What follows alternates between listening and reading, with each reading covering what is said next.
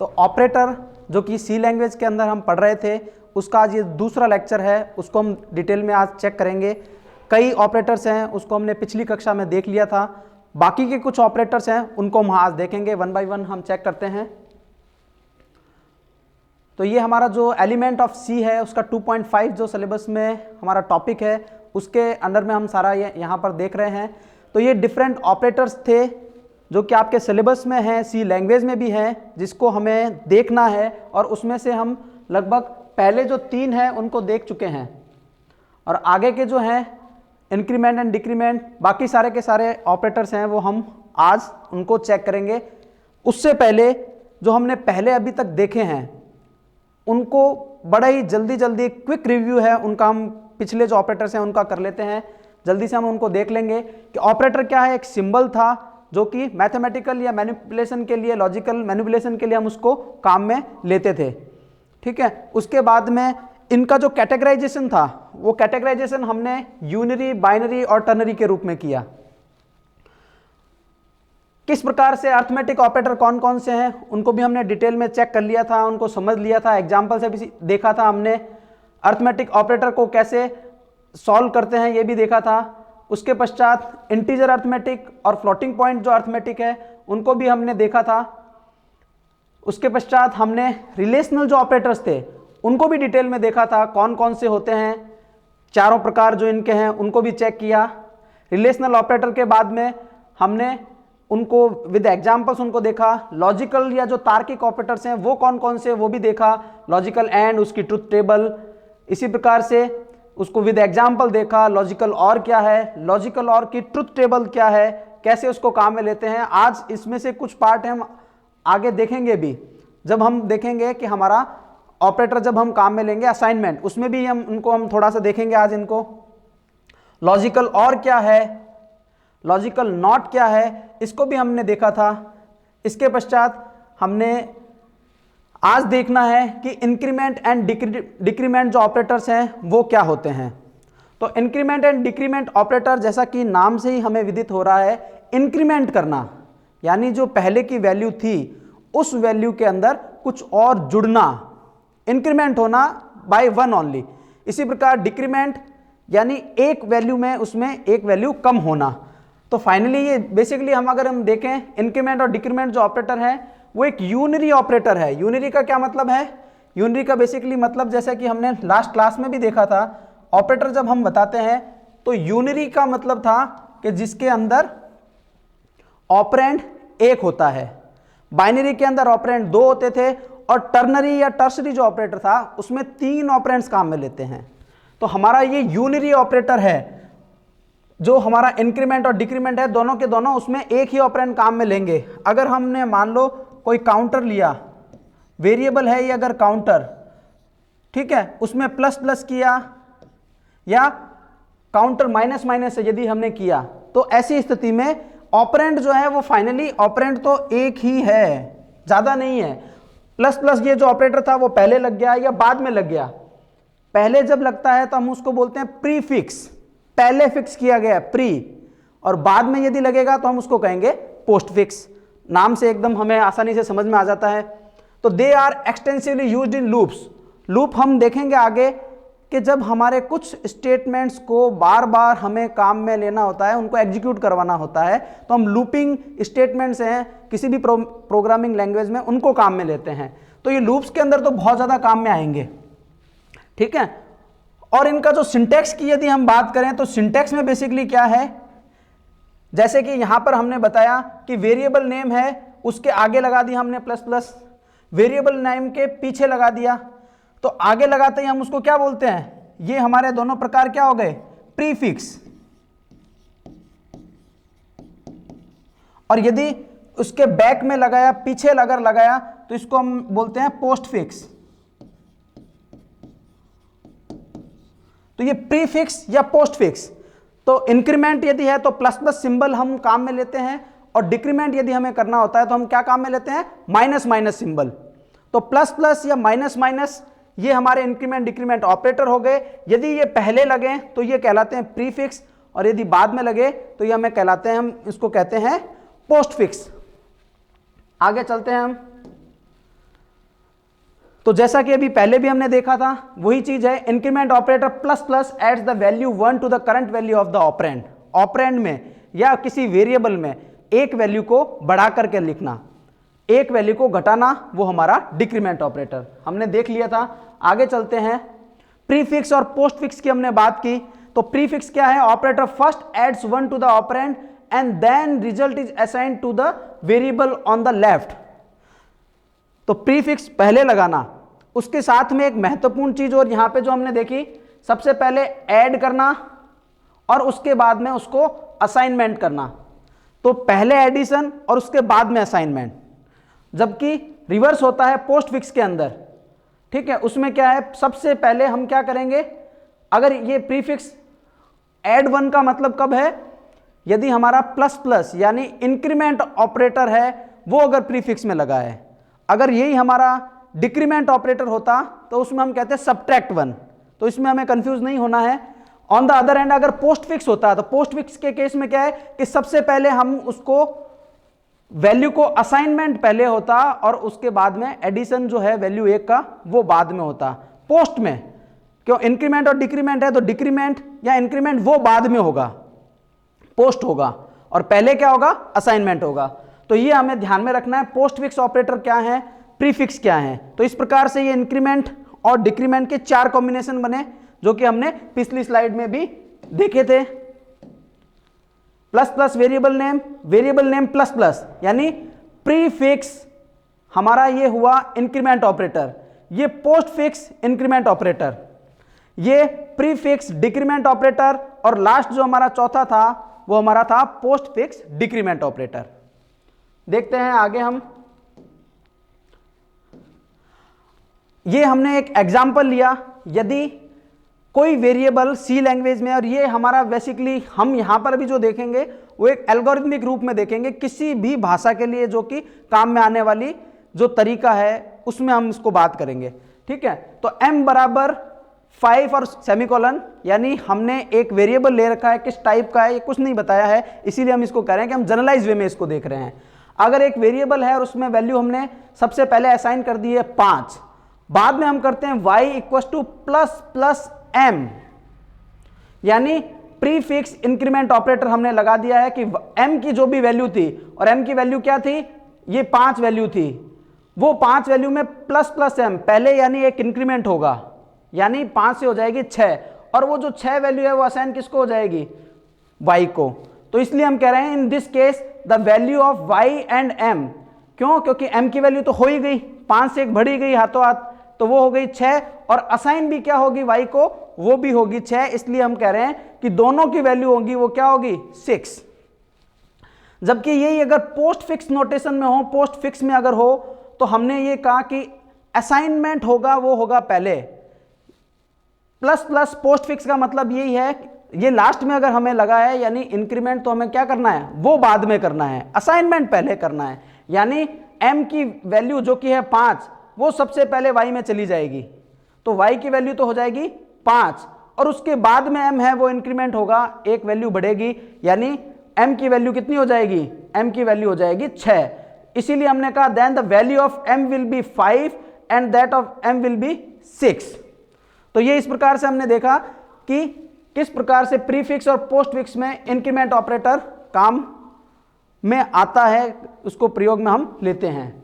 इसी प्रकार से एक और एग्जांपल दिया है, यदि x की वैल्यू 4 हो और y equal two plus plus x की जो भी वैल्यू उसमें पहले ही इंक्रीमेंट हो जाएगा, यानी y की वैल्यू अब कितनी हो गई, 5 हो गई। यहां पर print x print y, print f नहीं लिखा है, सिंपल प्रिंट x, एल्गोरिथमिक वे में हम इसको देख रहे हैं, चेक कर रहे हैं। तो x की वैल्यू तो 4 थी इनिशियली, लेकिन प्लस प्लस x आते ही, प्रीफिक्स इंक्रीमेंट ऑपरेटर होते ही वो डायरेक्ट वैल्यू क्या हो जाएगी, x की 5 हो जाएगी, और y की भी इसी प्रकार से 5 हो जाएगी, जैसा कि पहले भी हमने देखा, वही लगभग एग्जांपल यहां पे था। इसी प्रकार पोस्ट फिक्स के अंदर क्या रहेगा, असाइनमेंट पहले हो जाएगा, यानी x की वैल्यू 3 रह जाएगी, ये x की जो 3 वैल्यू है पहले उसको असाइन हो जाएगी y को, यानी y की वैल्यू क्या रहेगी, 3 रहेगी, और उसके बाद में x की वैल्यू एक इंक्रीमेंट भी हो जाएगी, 3 से बढ़कर के 1, यानी वो वैल्यू हो जाएगी 4। इसीलिए आउटपुट क्या आएगा, 4 और 3, क्यों, क्योंकि पहले प्रिंट हमने x को किया है जिसकी वैल्यू 4 है और y की वैल्यू 3 है। तो प्रीफिक्स और पोस्टफिक्स ये हमने इस प्रकार से देख रहे हैं, यहाँ पर ऑपरेटर किस प्रकार से काम में लेते हैं, वही हमारा तरीका है।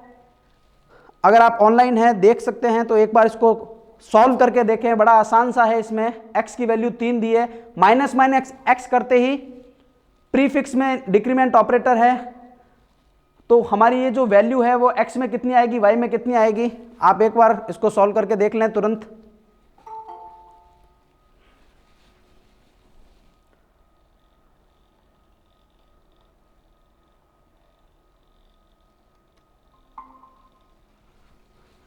तो इस प्रकार से हम आगे चलते हैं। अब 2 और 2 ही वैल्यू इनकी रहेगी। नेक्स्ट देखते हैं, इसी प्रकार इंक्रीमेंट हमारा, अगर लास्ट इसका एग्जांपल है x बराबर 3 है, y equals to x minus minus, एक माइनस मिसिंग है इस पे, तो x माइनस माइनस यानी असाइनमेंट पहले होगा, x की वैल्यू जो 3 थी y में पहले चली जाएगी और बाद में एक वैल्यू और कम होएगी, यानी x की वैल्यू है वो बाद में एक और कम होकर के वो हो जाएगी 3 से घट करके 2, तो ये x की वैल्यू तो 2 रह गई और y की वैल्यू क्या रहेगी 3। तो ये चेक कर लेते हैं यहाँ पर, तो यही 2 और 3 इनके आउटपुट है, वो इस प्रकार से हमारे सामने होंगे, हमारे पास होंगे। चलते हैं आगे। तो ये इंक्रीमेंट और डिक्रीमेंट ऑपरेटर विद एग्जांपल हमने देखा। अब इसी प्रकार से यदि हम बात करें कि हमारा जो ऑपरेटर है, टर्शरी जो ऑपरेटर है, कंडीशनल जो ऑपरेटर है, जिसको हम डिनोट कैसे करते हैं, क्वेश्चन मार्क और कॉलन से, तो ये किस प्रकार से काम में लेता है उसको हम देख लेते हैं। इंक्रीमेंट डिक्रीमेंट यूनिरी ऑपरेटर थे, अर्थमेटिक और लॉजिकल जो ऑपरेटर्स देखे वो बाइनरी ऑपरेटर की कैटेगरी में हमने उनको शामिल किया था। ये जो ऑपरेटर है कंडीशनल ऑपरेटर, इसमें 3 ऑपरेंड काम में लेंगे और इसीलिए ये टर्शरी ऑपरेटर कहलाता है। ठीक है, 3 ऑपरेंड होने के कारण। वो 3 ऑपरेंड कहाँ कहाँ होंगे, ये जो पहला है क्वेश्चन मार्क से जो पहले, तो ये पहला तो हमारा यहाँ पर आएगा जो ऑपरेंड है, दूसरा एक्सप्रेशन 1 ये दूसरा ऑपरेंड होगा और एक्सप्रेशन 2 जो है ये हमारा तीसरा ऑपरेंड। तो इन 3 ऑपरेंड के हमेशा होने के कारण ये ऑपरेटर हमारा क्या कहलाता है, एक टर्नरी टर्शरी ऑपरेटर कहलाता है। अब इसकी हम बात करें, ये बेसिकली यूज कहां पर आता है, इफ जो एल्स जो हमारा एक स्टेटमेंट होता है, कंडीशनल स्टेटमेंट होता है, उसको सिंप्लीफाई करने के लिए, उसको आसान तरीके से समझने के लिए एक और फैसिलिटी दी गई है सी लैंग्वेज में, जो कि टर्शरी ऑपरेटर के रूप में होती है। ठीक है, तो इसका सिंटैक्स इसी प्रकार से है कि सबसे पहले कोई ना कोई कंडीशन आएगी। इफ और एल्स में भी क्या होता है, सबसे पहले कंडीशन चेक करते हैं हम, यदि वो कंडीशन ट्रू होती है, इफ के अंदर एक कंडीशन ट्रू होती है तो ट्रू वाले पार्ट में जाएगा, अदरवाइज वो एल्स वाले में जाता है। इसी प्रकार इसमें क्या होगा, कंडीशन यदि ट्रू है, ट्रू होने के केस में ये हमारा जो ऑपरेंड है 2 में जो स्टेटमेंट्स लिखे होंगे वहां पर एग्जीक्यूट होगा, और अगर फॉल्स है तो उस कंडीशन में ये हमारा एक्सप्रेशन जो है 2, यहां पर ऑपरेंड 3 और एक्सप्रेशन जो यहां पे हमने डिनोट किया है 2 से, वहां पर ये एग्जीक्यूशन होने के बाद में असाइनमेंट होगा या जो भी इसमें स्टेटमेंट लिखा वो एग्जीक्यूट होगा। तो सिंटैक्स बेसिकली इसका क्या है, कंडीशन क्वेश्चन मार्क, उसके बाद में एक्सप्रेशन दिया होगा, ट्रू होने की कंडीशन में क्या होना है और फॉल्स होने की स्थिति में क्या होना है। तो कंडीशन का रिजल्ट है वो हमेशा ट्रू या फॉल्स में ही आता है, तो ट्रू होने पर एक्सप्रेशन 1 और फॉल्स होने पर एक्सप्रेशन 2।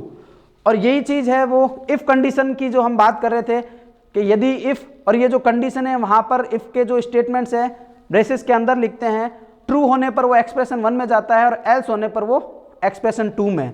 तो ये उसके समानार्थी, उसी के इक्विवेलेंट एक इसमें स्ट्रक्चर कंस्ट्रक्ट दिया गया है सी लैंग्वेज में, जिसको हम इस्तेमाल ले सकते हैं। तो ये हमारा कंडीशनल ऑपरेटर है। इसको और थोड़ा सा डिटेल में आगे देखते हैं। एक एग्जाम्पल के थ्रू यहाँ पे हमने बताया, इसको समझाया है कि यदि हम ये माने कि पासिंग मार्क्स हैं वो 36 हैं, तो कौन फेल है कौन पास है, उनको मार्क्स के रूप में हमने उसको दिखाने की कोशिश कर रहे हैं। एक और यूजर जुड़ रहे हैं, उनको जोड़ लेते हैं पहले। तो इसमें हमने ये देखा कि यदि टोटल है वो 36 से 36 से अगर ज्यादा हो तो उसको ग्रेड दे दी जाए P। अब ये कौन सा इंटीजर लिया है, कैरेक्टर लिया है, फ्लोटिंग पॉइंट लिया है, ये अभी डिटेल नहीं लिया है, इसीलिए हम कह रहे हैं इसको एक एल्गोरिथमिक वे में हम इसको समझ रहे हैं। तो यदि ग्रेड इक्वल टू उसको p हमने असाइन कर दिया, ठीक है, ग्रेटर देन 36 होने पर वो पास होता है, इसलिए ग्रेड p असाइन कर दिया। यदि उससे कम होता है एल्स की कंडीशन में तो उसको हमने उसको फेल कर दिया, इसलिए उसको एक करेक्टर हमने स्टोर करवा करके इसमें f कर दिया।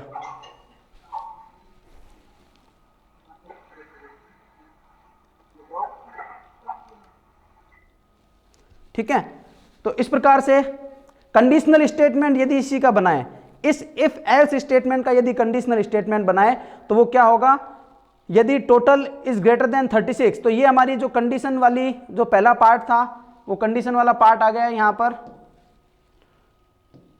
और यदि ट्रू होता है तो ग्रेड इक्वल टू p, और अगर फॉल्स होता है तो ग्रेड इक्वल टू फॉल्स। तो ये जो पार्ट था इफ के इक्विवेलेंट था, वो किस प्रकार से इफ एल्स को हमने कंडीशनल ऑपरेटर में किस प्रकार से लिखेंगे उसको यहां पर अभी देखा है। नेक्स्ट चलते हैं हम आगे, वही एग्जांपल है इफ एल्स स्टेटमेंट में, उसी प्रकार से अब ये जो हमने एल्गोरिथमिक वे में देखा था उसको सी लैंग्वेज में, प्योर सी लैंग्वेज की अगर बात करें तो वहां प्रिंट नहीं होता, प्रिंट एफ काम में लेते हैं। तो उसमें प्रिंट करना है, यदि किसी के मार्क्स 36 से ज्यादा हैं तो प्रिंट एफ करना। तो ये जो हमारा उसमें जो फंक्शन होता है उस फंक्शन के रूप में यहाँ पे बताया है। अंतर केवल क्या है कि एक्चुअल जो सी लैंग्वेज का फंक्शन हमने यहाँ पे काम लिया और उसमें ये ब्रेसिस के अंदर जो आर्ग्यूमेंट था उस प्रिंटफ फंक्शन का वो हमने पास कर दिया, और वो क्या था, पास्ड, और स्लैश है न्यू लाइन कैरेक्टर लिख दिया, स्ट्रिंग को बंद कर दिया, इस फंक्शन का पैरेंथेसिस बंद कर दिया और लाइन टर्मिनेटर कॉलन लगा दिया। तो इसको जो हमने पिछला एग्जाम्पल देखा था उसी को हमने चेक किया कि कैसे सी लैंग्वेज में उसको कन्वर्ट करते हैं, और फॉल्स वाली जो कंडीशन है उसमें फेल्ड ऐसे करके हमने उसको बता दिया। चलते हैं आगे।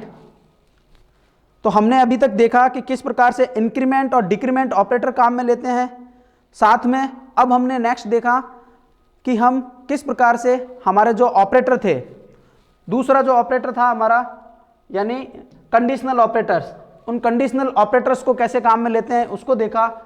और अब हमारा जो नेक्स्ट आज का जो टॉपिक है वो है असाइनमेंट जो ऑपरेटर है। असाइनमेंट यानी इक्वल्स टू का जो सिंबल है जो हमारे कीबोर्ड में होता है उसको हम सी लैंग्वेज में एज ए असाइनमेंट ऑपरेटर लेते हैं। नॉर्मल मैथमेटिक्स में तो इक्वलिटी को चेक करने के लिए, जबकि इसमें हम क्या करते हैं, असाइनमेंट, जो राइट ऑपरेंड है राइट साइड में उसकी वैल्यू लेफ्ट साइड में डालने के लिए। बेसिक सिंपल वे में अगर हम देखें तो सिंपल यदि लिखा है x इक्वल टू वाई, तो y की जो भी वैल्यू होगी, जो भी मान होगा वो x नाम के वेरिएबल में डालना है। तो ये जो इक्वल टू ऑपरेटर है ये हमारा क्या है, इसको हम बोलते हैं असाइनमेंट। यहाँ की वैल्यू दूसरे में डालना, y की वैल्यू x में डालना, ठीक है। तो अब ये जो हमारे अलग अलग ऑपरेटर्स जो हैं, असाइनमेंट ऑपरेटर्स केवल इक्वल टू नहीं है, इक्वल टू के अलावा भी सी लैंग्वेज में और बहुत सारे जो इसके समकक्ष अलग अलग ऑपरेटर्स हैं वो कौन कौन से हैं उसको देख लेते हैं। तो पहले जो सिंपल इक्वल टू था, simple assignment operator assigns value from right side operand to left side operand. तो राइट साइड हमारे इस केस में क्या था, y, वो राइट साइड था, और लेफ्ट साइड था क्या हमारा, क्या था, x था। तो y की वैल्यू कहां चली जाएगी, x के अंदर।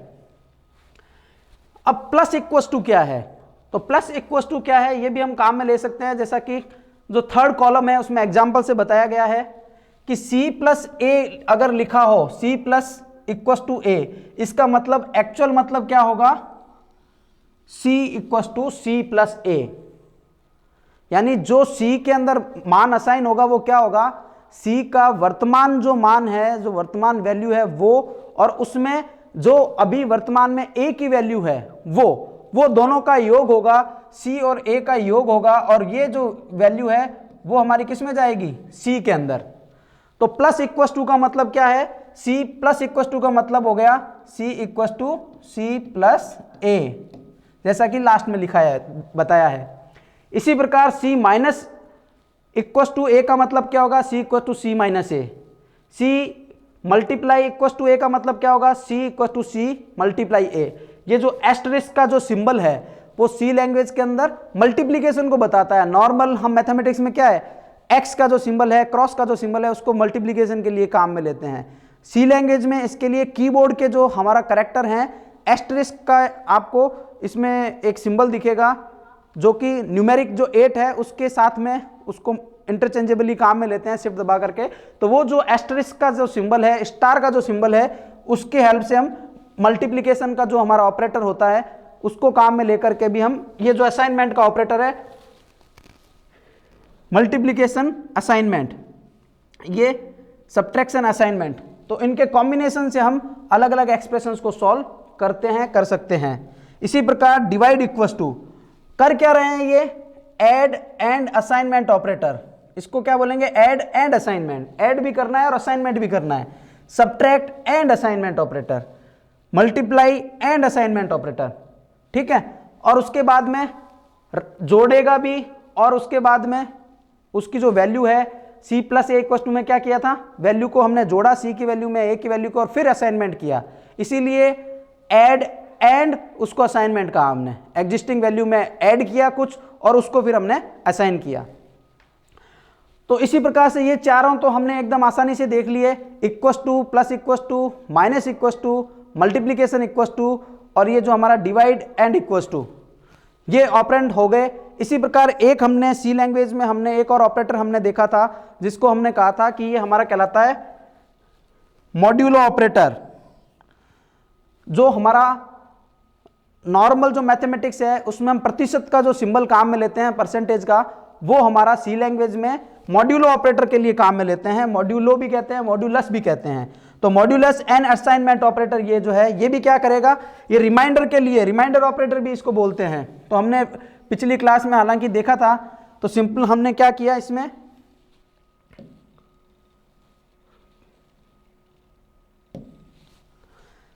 सिंपल इसमें बेसिक यही था कि अगर 7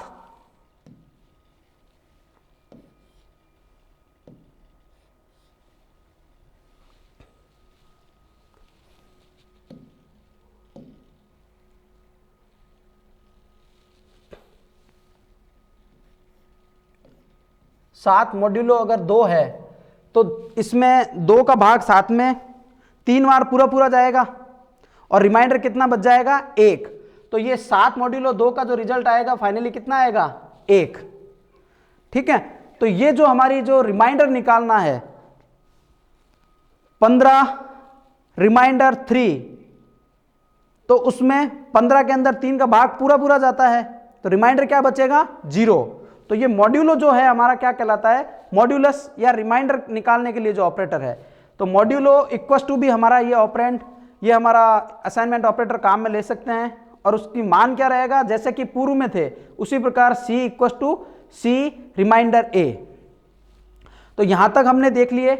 इसके पश्चात हमारे पास में और है, ये हमने अभी तक नहीं देखे थे, left shift right shift and bitwise जो हमारा एक्सक्लूसिव और है, और बिटवाइज हमारा नॉर्मल और ऑपरेटर है। तो ये ऑपरेटर हमने देखे थे पिछली स्लाइड में भी, आज हमने क्विक रिव्यू में देखे थे। तो उसके लिए हमारा जो कीबोर्ड है उसके ऊपर ये जो सिंबल हैं, लेस देन के जो सिंबल हैं उनको 2 बार लगातार काम में लें। तो सी जो भाषा है, सी कंपाइलर है, उसको लेफ्ट शिफ्ट ऑपरेटर की तरह उसको काम में लेते हैं। उसकी जो संक्रियाएं हैं बूलियन अलजेब्रा की, वो उस पर अप्लाई होती है। ग्रेटर देन जो सिंबल है हमारा, ये हमारा क्या करेगा, राइट शिफ्ट करेगा। ये राइट शिफ्ट लेफ्ट शिफ्ट क्या होते हैं, इसको भी हम देख लेते हैं एक बार।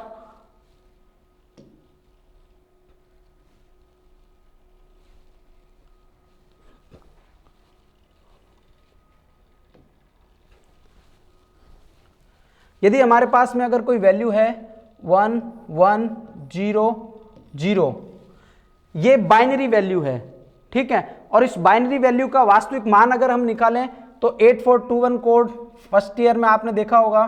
तो अभी ये जो वैल्यू है इसका मान क्या है, 8 और 4 के ऊपर ये एक एक वैल्यू है। यानी ये अगर डेसिमल में हम बात करें, बाइनरी 2 के हमारे जो डेसिमल नंबर सिस्टम है उसमें ये इक्विवेलेंट टू 12 है ये, ठीक है, जिसको हम इस तरह से डिनोट करते थे।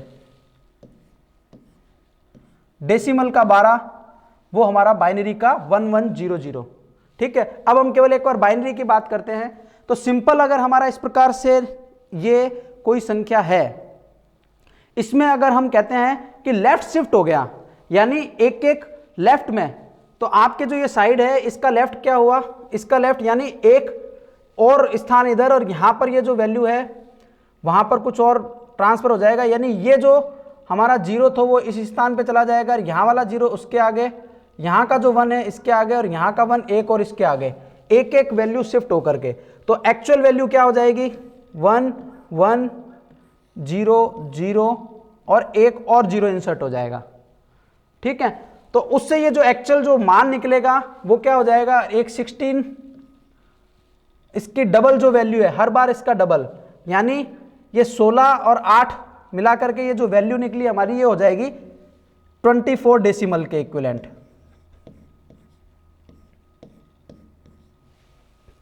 ठीक है, ये किस तरह से आते हैं, ये पूरा का पूरा जो नंबर सिस्टम है उसके अंदर हमने डिटेल में पिछले साल देखा था, उसमें आप देख भी सकते हैं नंबर सिस्टम में कि किस प्रकार से ये मान निकलते हैं। तो लेफ्ट शिफ्ट का मतलब है अभी जिस प्रकार से मैं लिख रहा हूं, ये मेरा राइट हैंड है, ये मेरा लेफ्ट हैंड है, एक और लेफ्ट की साइड में अगर चेयर समझ लें या बिट समझ लें तो एक एक और ये शिफ्ट हो जाएंगी। तो ये जो अपनी ये जो 1 number location, 2 number, 3 number, 4 number, तो 4 नंबर बिट पर जो 1 था वो 5 पर शिफ्ट हो जाएगा। इसी प्रकार 3 वाला था वो 4 पर हो जाएगा, जैसा कि यहाँ पर आपको दिख रहा है 1 2 3 4 नंबर पे, और ये यहाँ पे ये 5 नंबर पे। और इससे वैल्यू का मान कैसे आया, ये डबल हमने जैसे कहा 8421, या इसका एक और हर बिट की जो उसका प्लेस होल्डर है, उसका जो स्थान है, उस स्थान की एक मान होता है निर्धारित। जैसे हम डेसिमल में क्या करते हैं, इकाई, दहाई, सैकड़ा, हजार, उसी प्रकार यूनिट पोजीशन या 10th पोजीशन, 100th पोजीशन जिसे हम कहते हैं, उसी प्रकार बाइनरी के अंदर भी ये मान पहले से निर्धारित होते हैं कि पहली बिट पर जो होगा मैक्सिमम 1 हो सकता है, अगली का 2 हो सकता है, 4 8 16। ठीक है, तो ये हमारा, अब इसमें एक संबंध देखें तो एक बहुत ही रोचक इसमें संबंध है कि ये पहले 12 था और ये अब कितना होगा 24, पहले का डबल हो गया। तो ये तो भी आपको एग्जाम्पल से समझ में आ रहा है, लेकिन लेफ्ट शिफ्ट के लिए भी ये पहले से तय एक चीज रहती है कि जब भी वैल्यू है जो बाइनरी वैल्यू उसको लेफ्ट शिफ्ट किया जाता है सिंगल टाइम, तो वो वैल्यू क्या हो जाती है, डबल हो जाती है। ठीक है, 2 बार लेफ्ट शिफ्ट करोगे तो पहले से तो वो 4 गुना हो गई और दूसरी बार से वो फिर 2 गुना हो गई, यानी इसको एक बार और अगर हम लेफ्ट शिफ्ट करेंगे तो अगली जो वैल्यू आएगी वो हमारी पास क्या आएगी 48। तो ये पहली वाली से तो क्या हो गई 4 गुना हो गई और दूसरी वाली से 2 गुना हो गई। यानी इसको बेसिक सिंपल तरीके से अगर हम देखें तो इतना समझें कि हर एक लेफ्ट शिफ्ट के बाद में वैल्यू क्या हो जाती है, डबल हो जाती है। और इसका उल्टा क्या होता है राइट शिफ्ट के अंदर। ठीक है, ये अभी हमने क्या किया, ये अगर हमारा इसको हमने कहते हैं लेफ्ट शिफ्ट एक्स, यदि एक्स हमारा था बराबर, एक्स अगर हमारा बराबर था 12 के, तो ये लेफ्ट शिफ्ट एक बार करने के बाद में ये क्या हुआ हमारा 12 की जगह वैल्यू हो गई 24। इसी प्रकार अगर हम करें राइट शिफ्ट एक्स, तो उस कंडीशन में क्या हो जाएगा, जो हमारी वैल्यू है 12 की जगह वो हो जाएगी 6, 2 बार अगर उसको कर दें तो वो 6 की जगह हो जाएगी 3। तो ये लेफ्ट शिफ्ट और राइट शिफ्ट है, उसमें डिफरेंस होता है जो कि हम कर सकते हैं, करते हैं इसमें। तो ये जो हमारा लेफ्ट शिफ्ट और राइट शिफ्ट, तो अब ये जो ऑपरेंड इसमें बताया जा रहा है कि सी लेफ्ट शिफ्ट इक्वल टू 2, यानी 2 बार उसको लेफ्ट शिफ्ट करना है और जो फिर मान आएगा वो सी के अंदर वापस असाइन करना है। तो सी इक्वल, ये लेफ्ट शिफ्ट इक्वल टू 2 का मतलब क्या हो गया, C equal to C left shift 2, 2 बार उसको लेफ्ट शिफ्ट करना है। अब सी का मान जैसा कि अभी हमने एग्जांपल में देखा, अगर 12 था तो 2 बार लेफ्ट शिफ्ट करने के बाद में क्या हो जाएगा, 12 से 24 होगा, 24 से 48 हो जाएगा। इसी प्रकार राइट शिफ्ट अगर किया जाएगा तो उस स्थिति में क्या हो जाएगा, 12 से 6 और 6 से 3।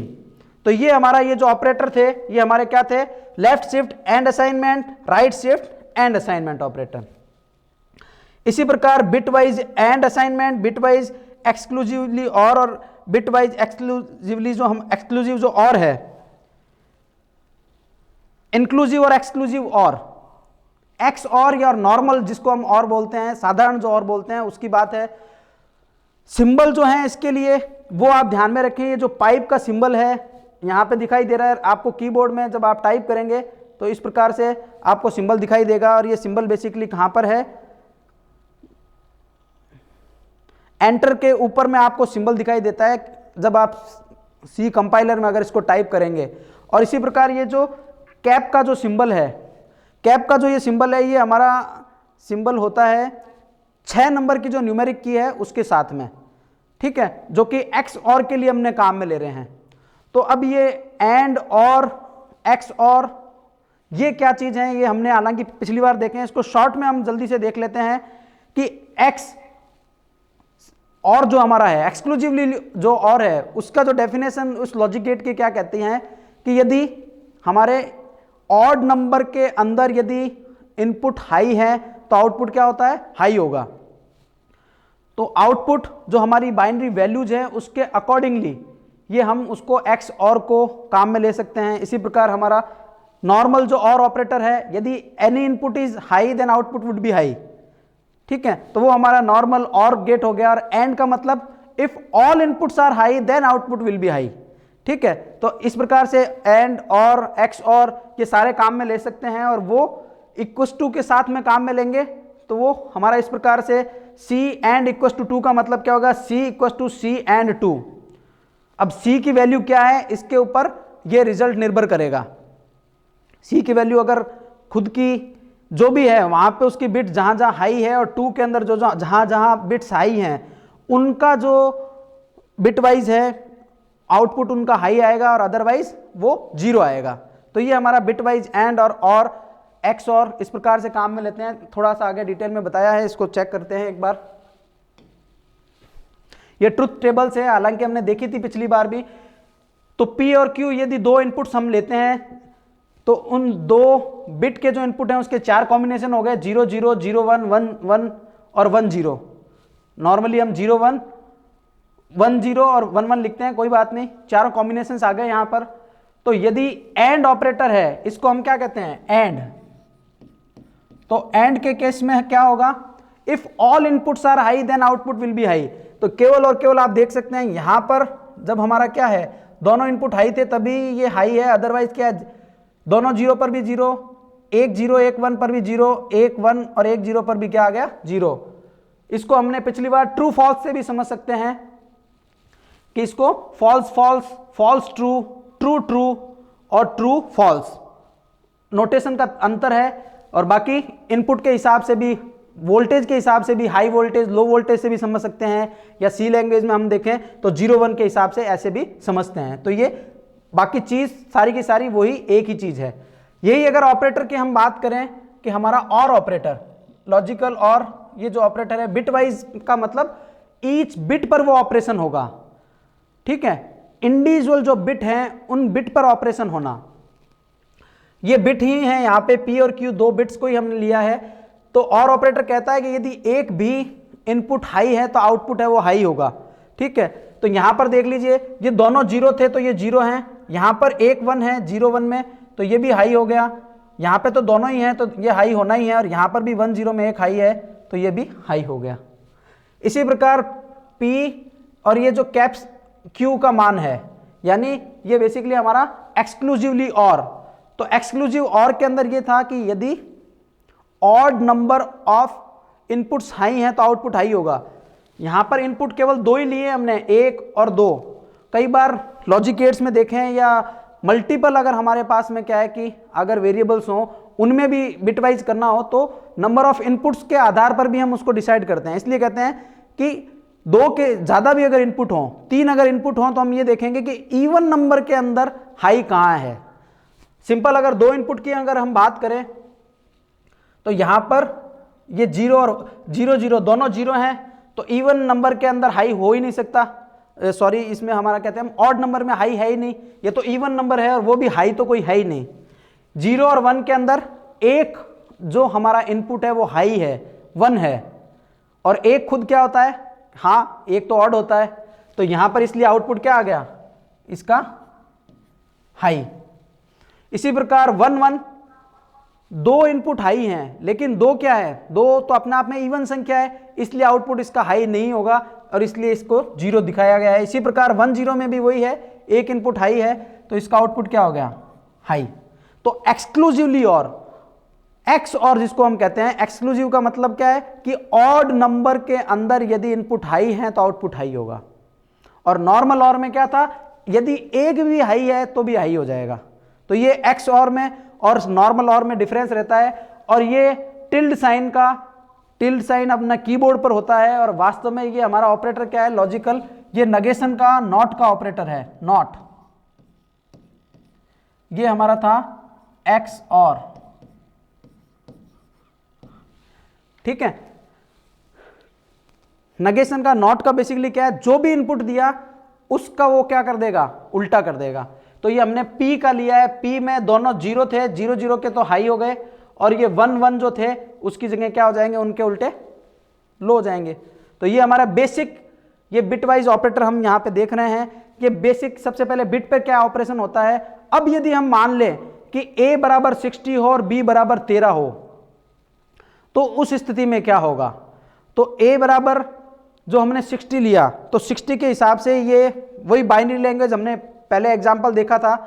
तो A की 60 का मान ये है या नहीं, इसको एक बार चेक कर लेते हैं। 1 2 4 8 16 32, ठीक है। ये 48 और 8 56 56 और 4 यानी 60। तो ये वैल्यू रियल में बाइनरी के अंदर 60 के इक्विवेलेंट ही है। 60 के अंदर अगर आपको 60 जो है हमारा डेसिमल में अगर दे रखा हो, तो उसको बाइनरी में कैसे कन्वर्ट करते हैं, बाइनरी लैंग्वेज और इनके कन्वर्जन्स हैं, हमने नंबर सिस्टम में ये देखे हैं। तो ये हमारा A इक्वल्स टू, ये फाइनली एक तरह से क्या है, बाइनरी के अंदर हमने A को लिखा है, जो 60 था डेसिमल में उसको बाइनरी में लिख लिया है। इसी प्रकार B जो 13 है, 13 को बाइनरी के अंदर 1101 इस प्रकार से लिखते हैं, ये लिख दिया है हमने। अब इसके अंदर कोई ऑपरेशन करना हो A एंड B, तो बिट वाइज का मतलब इंडिविजुअल बिट पर ऑपरेशन होना है। तो एंड में हमने क्या देखा, यदि दोनों इनपुट हाई हैं तो आउटपुट हाई होगा, यानी 0 और 1 नहीं, इसमें दोनों हाई नहीं है, 0 0 में भी हाई नहीं है, 1 1 हाँ इसमें हाई है, तो ये 1 हो गया, ये 0 और ये 0। इसी प्रकार अगला भी 1 1 है, ये भी 1 हो जाएगा, इसमें भी 1 0 1 1 1 0 फिर 0 0 0 0, यानी ये चारों के चारों लो ही रहेंगे। तो A एंड B का रिजल्ट क्या आएगा, ये हमारा 4 बार 0 फिर 1 1 और 0 0, तो यही हमारा यहां पर भी आउटपुट आ रहा है। इसी प्रकार हमारा हम बात करें नॉर्मल और ऑपरेशन की, यानी एनी इनपुट इज हाई तो आउटपुट विल बी हाई। तो यहाँ पे एक हाई है 0 1 में, तो 1 आ जाएगा, इसमें दोनों 0 हैं इसलिए 0 हो जाएगा। 1 1 में ये दोनों में 1 आ ही रहे हैं, यहाँ पे भी 1 1 आ रहे हैं, यहाँ पे दोनों 0 हैं तो ये 0। तो ये हमारा A और का A और B, तो इसका रिजल्ट क्या आ जाएगा, 0 0 4 बार 1 और 0, ठीक है। तो ये हमारा यहाँ पर ये और ऑपरेटर का। इसी प्रकार एक्स और का और नेगेशन का भी अपन इस प्रकार से देख सकते हैं। यहाँ पर हमने यहाँ पे ये चारों उसके जो मान क्या आएंगे अगर A और B की वैल्यू 60 और 13 इस प्रकार से दी गई हो। तो चलते हैं आगे, हम देखते हैं इन ऑपरेटर्स को। ये जो बिट वाइज जो ऑपरेटर थे, पहले असाइनमेंट ऑपरेटर में हमने इनको देखा, और अब नॉर्मली जो बिट वाइज था वो नॉर्मल बिट वाइज एंड क्या था, binary and operation individual bit पर परफॉर्म होता है। ये जो हमने चारों के चारों ऑपरेशंस हैं अभी पीछे करके हमने देखे हैं, तो वही ऑपरेटर्स उन्हीं को ही डिटेल में यहाँ पे समझाए गए हैं। इसको हम जल्दी से निकाल लेते हैं। तो बाइनरी एंड ऑपरेशन के लिए, बाइनरी और के लिए, जो पाइप सिंबल के लिए, ये जो हमारा कैप का जो सिंबल है वो बाइनरी एक्स और ऑपरेशन के लिए। इसी प्रकार जो टिल्डा साइन है वो वंस कॉम्प्लीमेंट के लिए। वंस कॉम्प्लीमेंट अभी तक नहीं आया था हमारा, तो वंस कॉम्प्लीमेंट क्या है, जो वैल्यू दे रखी है उसका 1 की जगह 0 करना, 0 की जगह 1 करना, ठीक है। तो वो हमने जिसको एक नेगेशन भी कहा था, लॉजिकल नॉट होता है उसमें तो नेगेटिव हो जाता है यार। वंस कॉम्प्लीमेंट इंडिविजुअल बिट पर जब परफॉर्म करते हैं तो ये हमारा क्या है, उसको हम कहते हैं वंस कॉम्प्लीमेंट, 1 का 0 और 0 का 1 करना। तो इस प्रकार से हमारे पास में ये जो वैल्यू है, बाइनरी लेफ्ट शिफ्ट ऑपरेटर और राइट शिफ्ट ऑपरेटर है, इनको भी हमने डिटेल में देख लिया था। जो 60 की अगर इंडिविजुअल A की वैल्यू जो हमने 60 ली थी, तो 2 बार लेफ्ट साइड करने के बाद में 60 से क्या हो गया 120, और 120 का डबल क्या हो गया 240। तो वही रिजल्ट यहाँ पर दिखाई दे रहा है हमें। और उसको बाइनरी में क्या कहते हैं, वो बाइनरी में यहाँ पे लिखा हुआ है, इसको हमें अभी ज़्यादा देखने की ज़रूरत नहीं है। इसी प्रकार अगर 60 था, 2 बार हम उसका अगर राइट शिफ्ट करेंगे तो 60 से कितना हो जाएगा 30, और 30 से कितना हो जाएगा 15, तो वही रिजल्ट यहाँ पे शो किया गया है। ठीक है, आगे देखते हैं हम। तो 3 हमारा अभी तक के टॉपिक हो चुके थे। इंक्रीमेंट डिक्रीमेंट ऑपरेटर्स हमने देखे, उसके बाद में हमने कंडीशनल जो ऑपरेटर था उसको देखा, टर्सरी ऑपरेटर जो था, उसके पश्चात हमने बिटवाइज जो ऑपरेटर्स थे सी लैंग्वेज के उनको देखा, और अब एक और हमारे पास में ऑपरेटर है साइज ऑफ ऑपरेटर। हालांकि नाम से ही समझ में आ रहा है कि ये साइज बताने के लिए काम में लिया जाता है। और साइज किस किस काम चेक कर सकते हैं, वो हो सकता है कि कोई वेरिएबल हो सकता है कि कोई कांस्टेंट हो, और हो सकता है कि हम डायरेक्टली एक हम डेटा टाइप ही उसको दे दें और पूछ लें सी के कंपाइलर से कि भाई इसका साइज क्या है, तो एक डायरेक्ट डेटा टाइप भी हो सकता है। और ये बेसिकली क्या है, कंपाइल टाइम ये वैल्यूज देता है ये। ठीक है, तो ये हमें this is a compile time operator, इसीलिए यहाँ पर ये बताया गया है, दर्शाया गया है। तो सिंटैक्स क्या है, साइज ऑफ, ये हम नाम लिखेंगे, सी लैंग्वेज है वो केस सेंसिटिव है ही, तो इसी प्रकार से साइज ऑफ इसी प्रकार से लिखना है, एस बड़ा छोटा ऐसा कुछ भी नहीं, ये एस छोटा ही होगा, और बाकी भी इंडिविजुअल कैरेक्टर्स इसी प्रकार से हमें लिखने हैं। और जो हमारा जो ब्रेसिस है उसके अंदर हमें जो ये जो फंक्शन की तरह है, इस फंक्शन के अंदर ये ऑपरेंड सप्लाई करना है। एग्जांपल देख लेते हैं, अगर इंट रिजल्ट है और उसमें बाय डिफॉल्ट वैल्यू हमने इनिशियल जो वैल्यू है 0 अगर दे रखी है, रिजल्ट नाम का एक तरह से ये क्या हो गया, वेरिएबल इंटीजर टाइप का, तो रिजल्ट इक्वल टू हम साइज ऑफ इंट, डायरेक्ट हमने ये क्या दे दिया, वेरिएबल, ये भी वेरिएबल सॉरी डेटा टाइप, दोनों डेटा टाइप दे दिए, ये भी हमने क्या दे दिया, डेटा टाइप दे दिया, और ये कैरेक्टर भी क्या दे दिया, डेटा टाइप। तो ये चारों के चारों तो क्या है, हमारे चारों के चारों डेटा टाइप्स आ गए। इसी प्रकार से हम डायरेक्ट कोई कांस्टेंट भी दे सकते हैं, क्या ये 56.79 लिटरल है, ये वैल्यू चेंज नहीं होगी, डायरेक्ट यही वैल्यू है, तो वो भी हमारा क्या हो सकता है,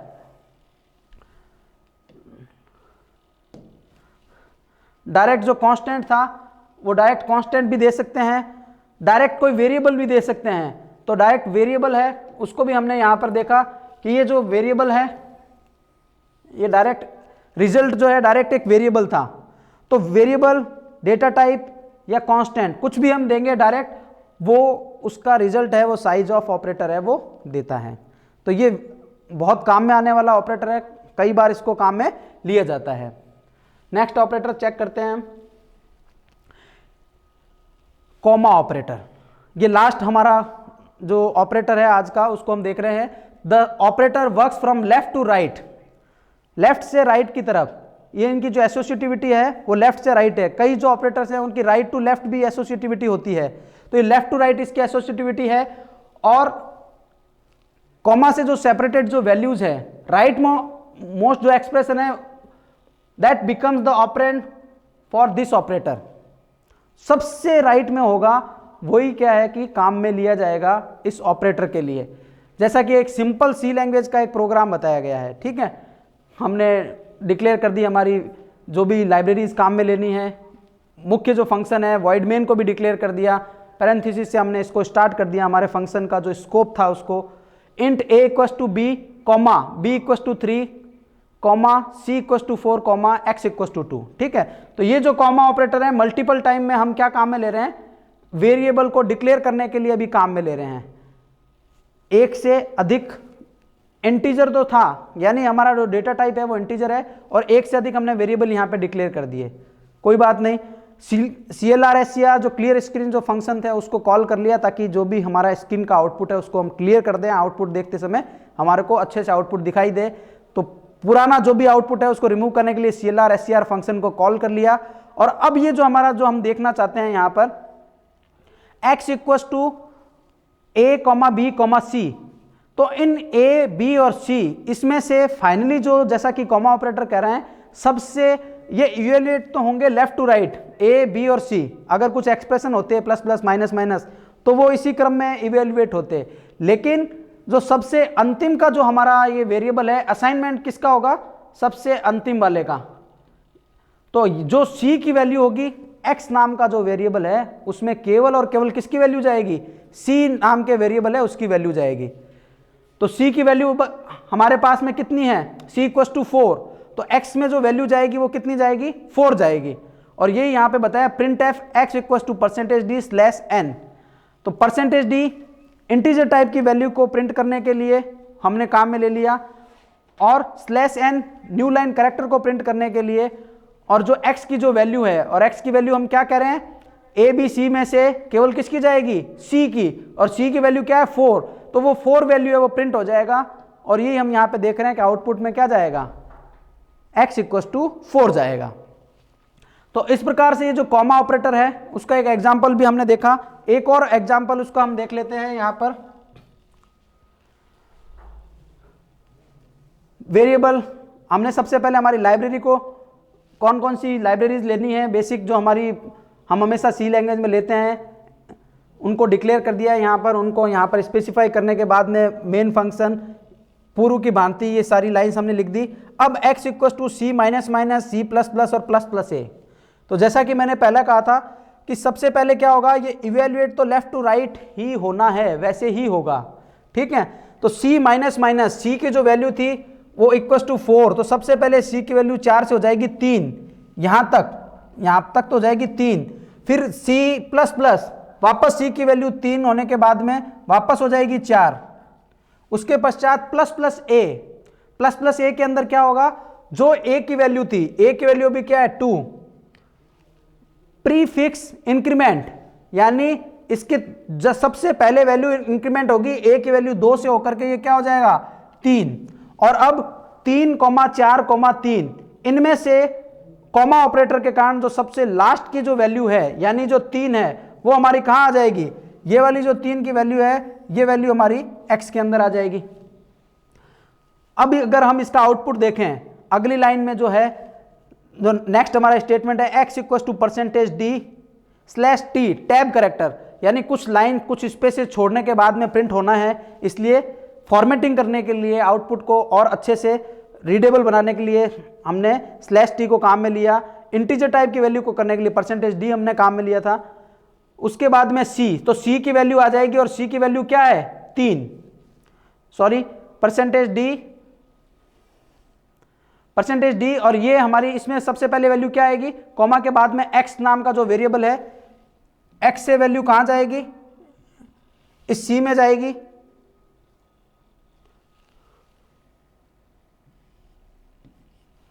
x की वैल्यू जो हमारी %d, ये हमारी किस में जाएगी, ये जाएगी हमारे इंटीजर जो वैल्यू है x की वैल्यू है वो हमारे %d में जाएगी स्लैश t, और c इक्वल्स टू ये एज इट इज लिखा हुआ आएगा कि x की वैल्यू क्या है और c की वैल्यू क्या है, आउटपुट को रीडेबल बनाने के लिए। और c इक्वल्स टू %d, और इस %d में वैल्यू किसकी आएगी, c की वैल्यू आएगी। तो वो c की वैल्यू क्या है, c की वैल्यू हमने लास्ट में बढ़ने के बाद में c की वैल्यू हो चुकी थी 4।